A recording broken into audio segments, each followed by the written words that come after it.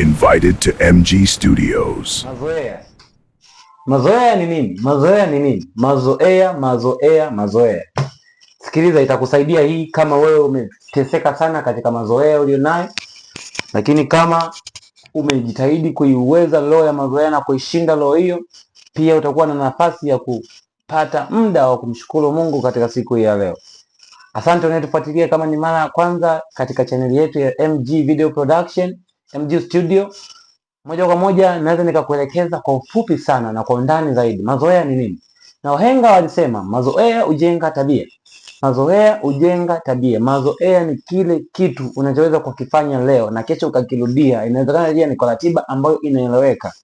Inawezekana una ratiba ya kufanya kitu ambacho kitu hicho kimekujengea mazoea na wewe umeshindwa kukiacha. Inawezekana una tabia ya kukifanya kitu ambacho kitu hicho kimekujengea msimamo ndani yako binafsi na wewe kitu hicho haukipendi. Ndaongelea upande huo siku hii ya leo. Vitu ambavyo unavifanya ni vya mazoea na wewe hauvipendi. Sitagusa kwa vile vitu ambavyo unavipenda na ni vya mazoea, kwa sababu vitu hivyo vina mjengo mkubwa sana katika kesho iliyo mbele yako. Mazoea hujenga tabia. Wahenga walisema, ukibishana na wahenga utatafuta shauri lako. Lakini pia maneno ya Mungu yanatukumbusha juu ya mazoea ambayo hayampendezi Mungu, mazoea ambayo ni kinyume na mapenzi ya Mungu. Vitu vyovyote vinavyotufanya tukaenda katika eneo la kimungu kwa mazoea ni kitu cha hatari sana. Lakini nitagusa katika eneo la tabia ambazo zimekuwa katika maisha yako zina changamoto katika kuacha. Umekuwa na tabia nyingi ambazo umeshindwa kuziacha. Umekuwa na tabia nyingi ambazo umeziwekea utaratibu. Kila siku unafanya, kila siku unashindwa kuiacha. Ukimchukua mtu ambaye ni mzinzi, sio wazinzi wote wanaopenda kuwa wazinzi. Wazinzi wengine wanatamani waache lakini wanashindwa. Ukimchukua mtu ambaye ni mwizi, sio watu wote wanapenda kuwa waizi bado. Kuna waizi ambao wanajitahidi kuacha uwizi wanashindwa. Akiacha uwizi ameacha wiki hii moja, akiacha uwizi ameacha wiki mbili. Baada ya muda mchache shangaa mtu amepita na hela nyumbani, amepita na kitu cha thamani nyumbani, amepita na mfugo wa mtu, amepita na baskeli ya watu, amepita na kitu chochote cha thamani. Uwizi ule aliyojengea kwa mazoea aliuacha kwa akili zake binafsi. Uwizi huo aliokuwa uzinzi huo au tabia yote ambayo alikuwa haipendi aliacha kwa mapenzi yake binafsi bila kuweka connection na Mungu. Sikiliza nikwambie siku ya leo, unapohitaji kuacha tabia ambayo inakutesa siku nyingi, siku nenda siku rudi, changamoto hiyo inasolviwa pekee yake na Mungu. Unapohitaji kuacha au kustafu kwenye hiyo tabia ambayo huipendi, umeiwekea ratiba, kila siku unashangaa umeifanya hata bila mapenzi yako, bila wewe kuiruhusu. Muda mwingine unajikuta tu umeshafanya, unajikuta tu umeshaingia kwenye huo msoto. Moja kwa moja ni kitu ambacho kinakuwa kimejengeka, ni utaratibu na utaratibu huo ambao ni mazoea yamesha kuanza kukutengenezea tabia. Ulikuwa na mazoea ya kuchukua vitu bila kupewa, ulikuwa na mazoea ya kukaa na wanawake sana. Mazoea hayo yanaanza kukutengenezea tabia ya kuwa mzinzi. Mazoea hayo yanaanza kukutengenezea tabia ya kuwa mwizi.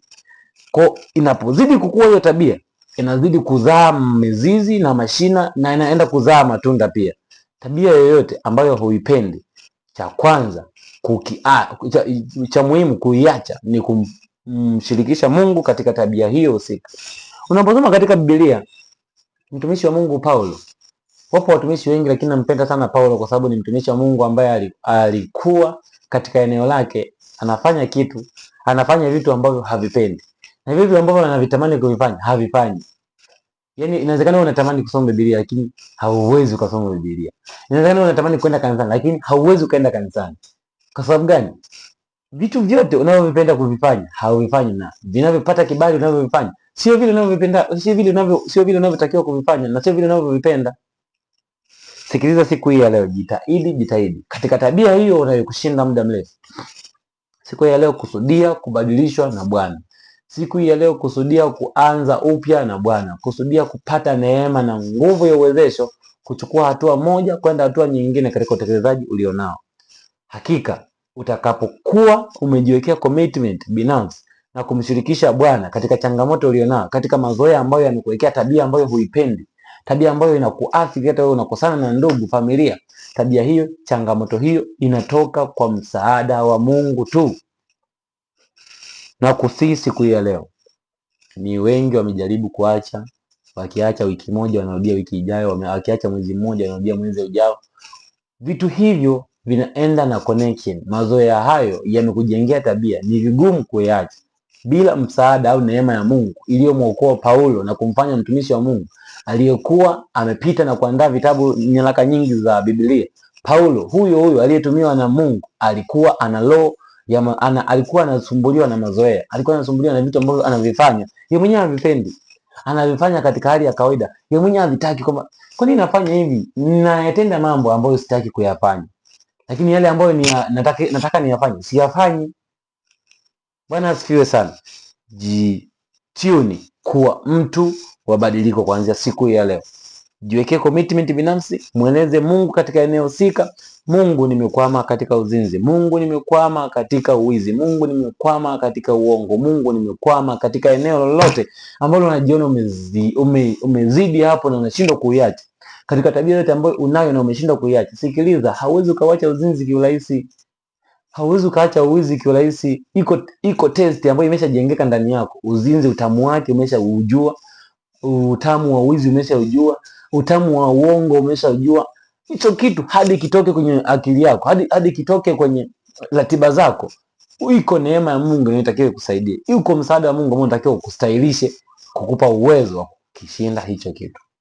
Kulikuwa nami mwalimu wako Adili Mendamenda siku hii ya leo, lakini kwa mwendelezo wa vipindi vyetu endelea kutufuatilia katika MG Studio.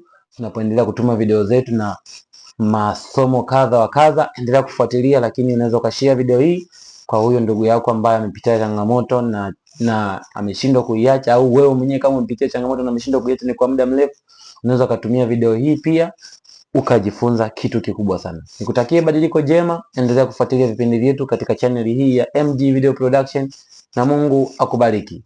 Basi nikutakia wasaa mwema na usiku mwema. Asante kwa kunisikiliza.